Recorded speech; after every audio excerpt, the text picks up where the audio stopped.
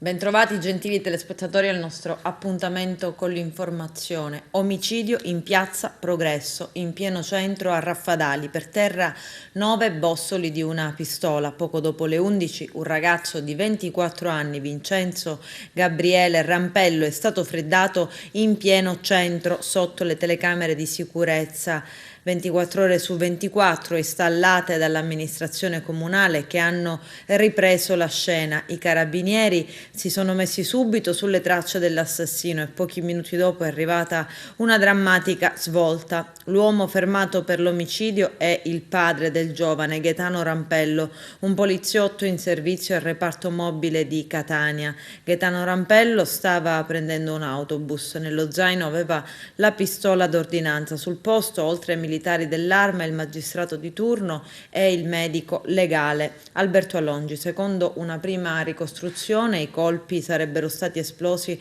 a distanza ravvicinata. Tra i due vi sarebbe stata una nuova, forse l'ennesima discussione, e ad un certo punto il poliziotto ha estratto la pistola d'ordinanza e ha iniziato a fare fuoco, uccidendo il figlio. Le telecamere di fatto hanno ripreso ogni cosa. L'assassino è poi scappato. Sul posto si sono precipitati tutti i carabinieri della stazione di Raffadali e sono accorsi anche tutte le pattuglie dell'Arma del comando provinciale. I carabinieri sono riusciti in maniera fulminea a stringere il cerchio su cosa sia effettivamente accaduto. Il ragazzo, a quanto pare, non stava bene, aveva dei problemi psicologici.